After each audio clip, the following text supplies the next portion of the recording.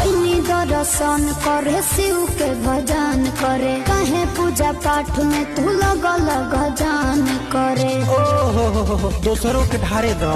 ना लगलो मंदिर में धाका बाटे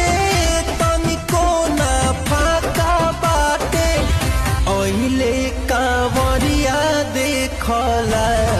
पियर फराक वाली